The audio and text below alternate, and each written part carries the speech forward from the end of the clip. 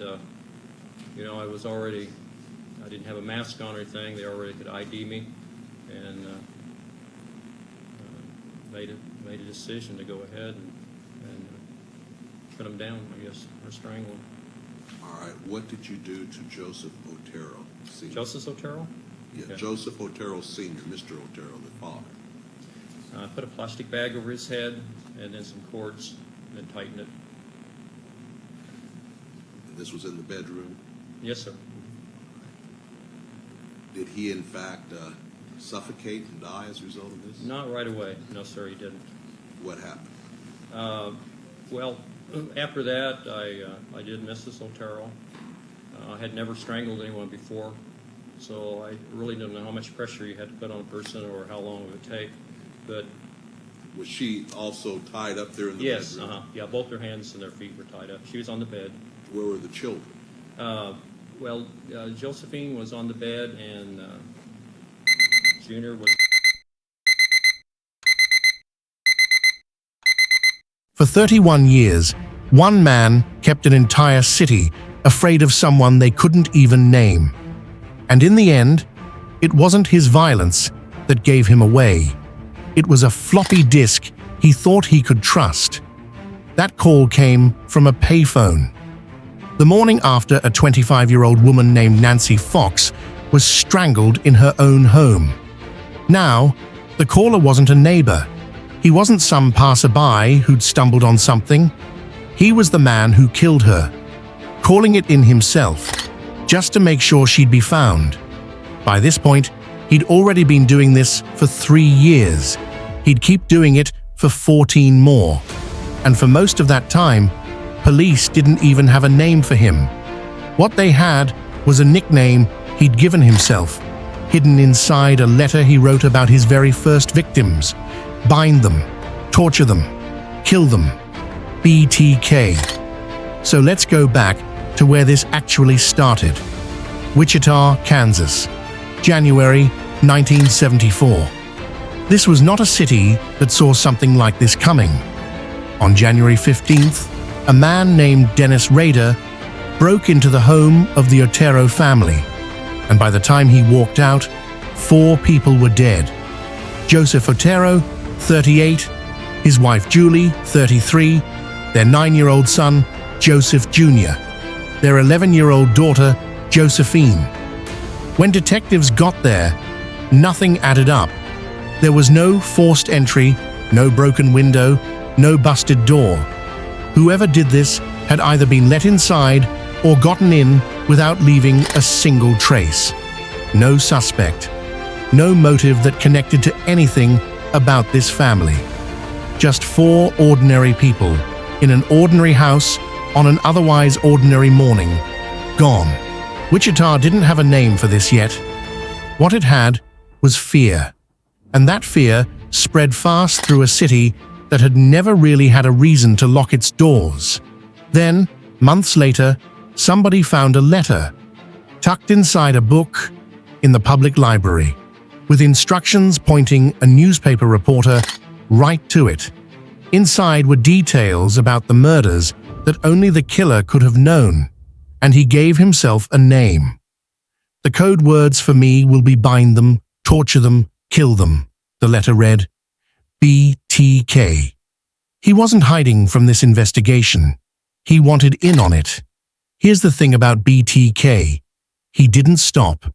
For the next few years, he escalated, and every time, he made sure Wichita knew exactly who was responsible. March of 1977. He breaks into the home of Shirley Vian, locks her 3 kids in the bathroom so they won't see what's about to happen, and strangles her. December, that same year, he kills Nancy Fox, the same murder you heard him call in at the very start of this video. And every single time, he left something behind. Something only he could have left. Details in a letter. A poem mailed to the local paper.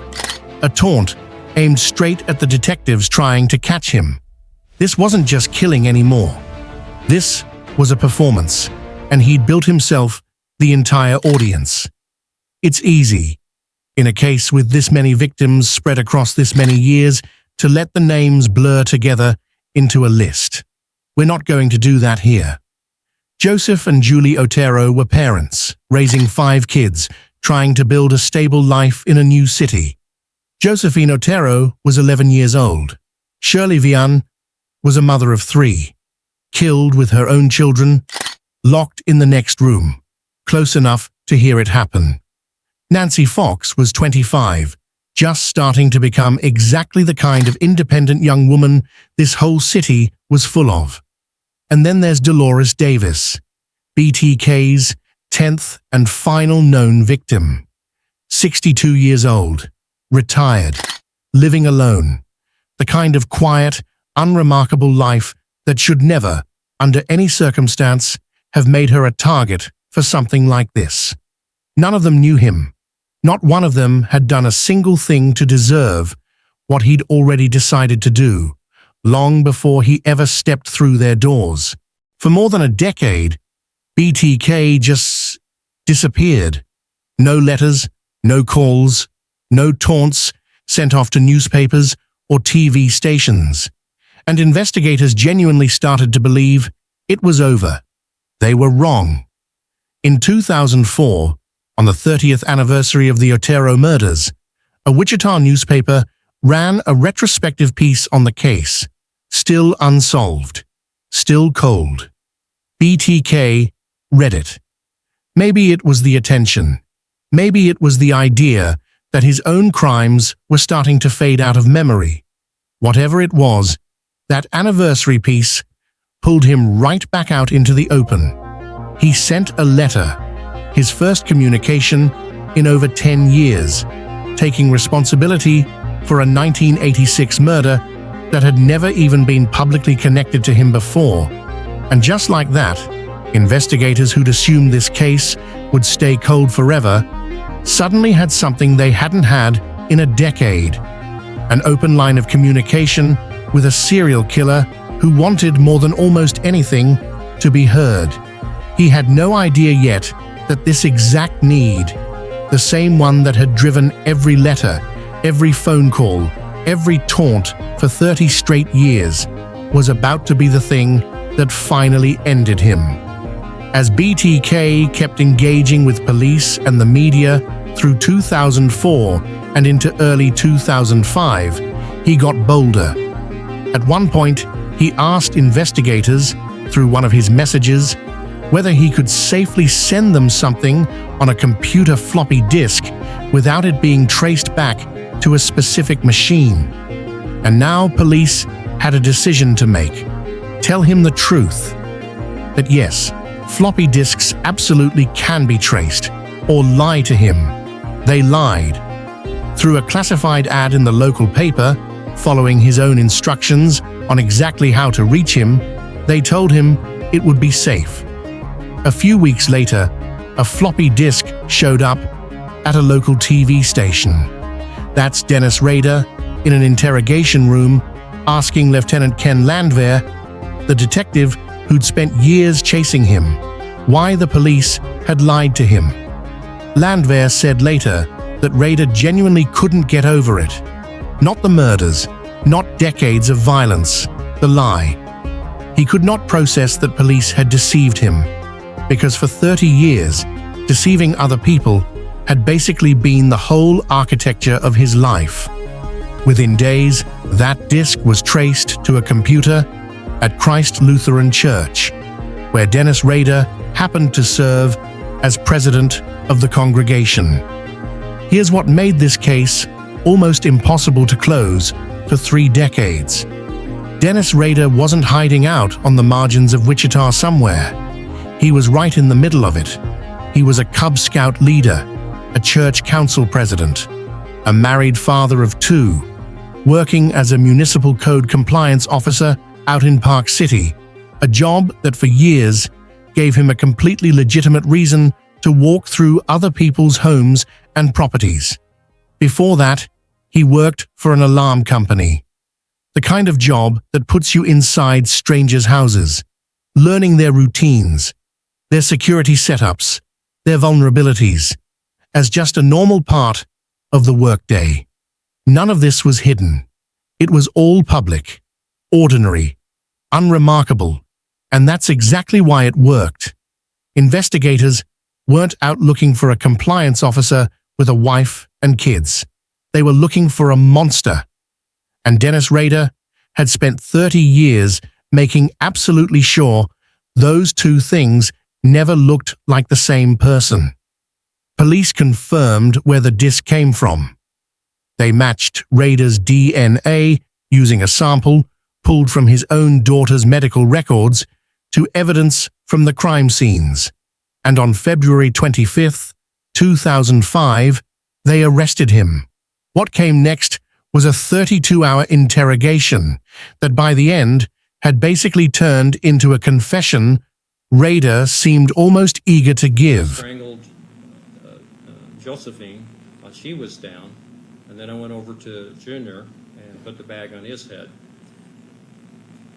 After that, Mrs. Otero woke back up, and she was pretty upset in what's going on.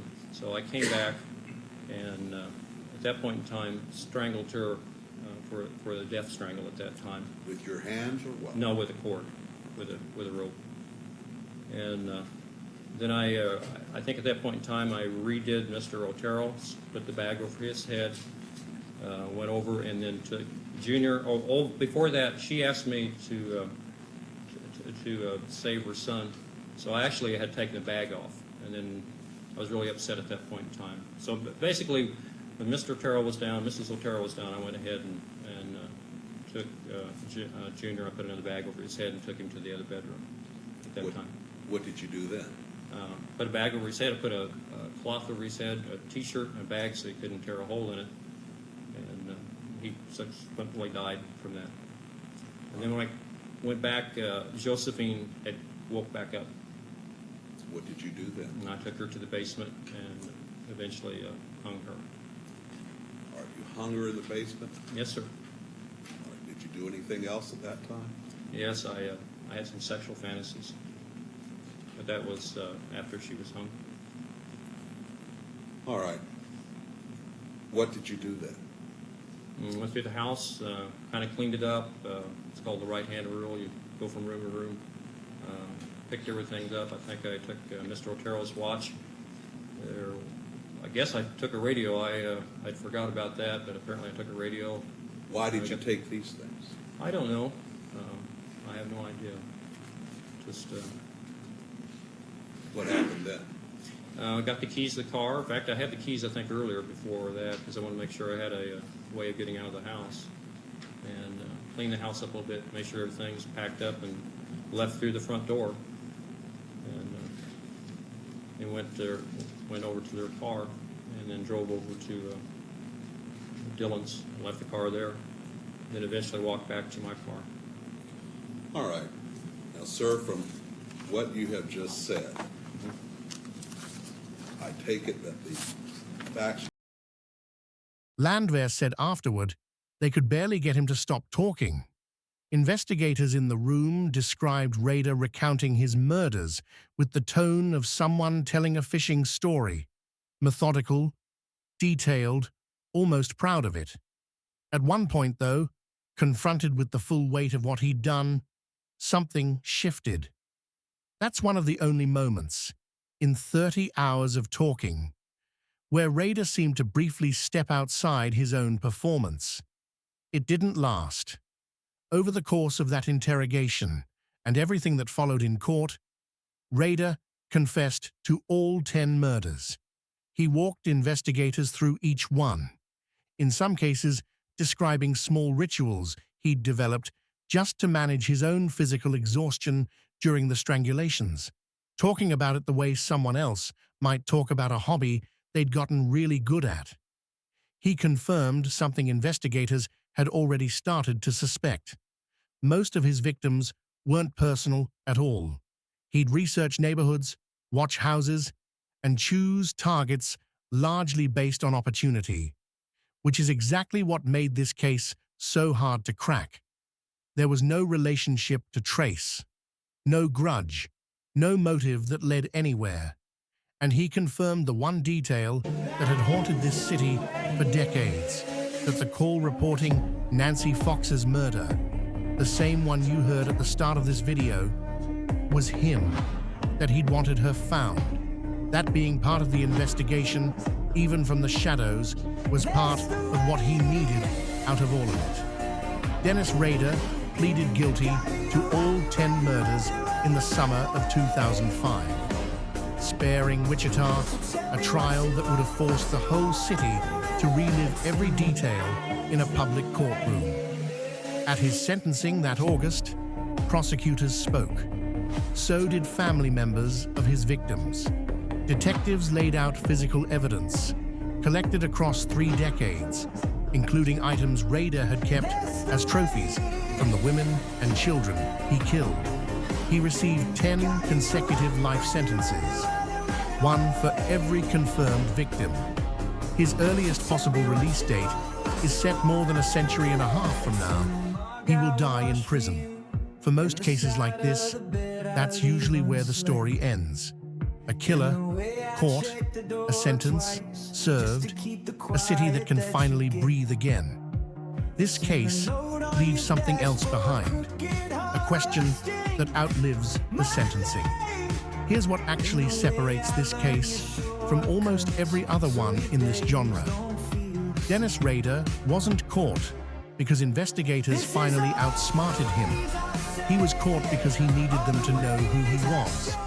For 30 years, every letter, every phone call, every taunting poem mailed to a newspaper. In its own way, all of it was a request to be seen. So when that 2004 anniversary article threatened to let his crimes just quietly fade into forgotten history, he couldn't sit with that, even though staying silent was the exact thing that had kept him free for 3 decades.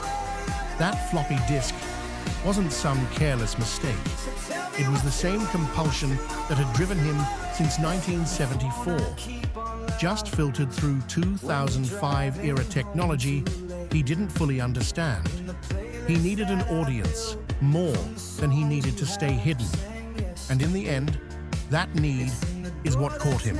Not forensic brilliance, not a lucky break. A serial killer who simply could not disappear. It would be easy to end this on Dennis Rader.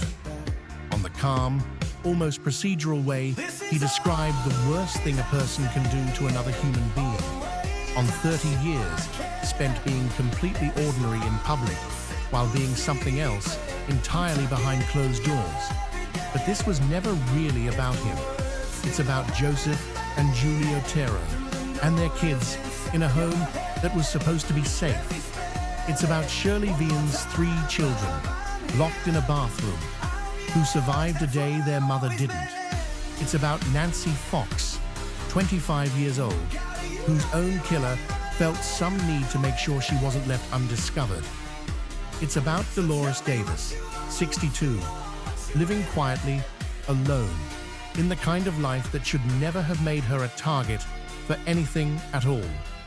History remembers him as BTK, but the people who lived through this, and the ones who didn't, never had the luxury of seeing him as just a nickname. Dennis Rader is serving 10 consecutive life sentences. He will not walk out of prison. But somewhere in Wichita, there are still people who lived through 3 decades of simply not knowing. People who carry a version of this story that never really gets a clean resolution, because knowing who did it doesn't undo everything that came before knowing. That's the part no sentence can touch.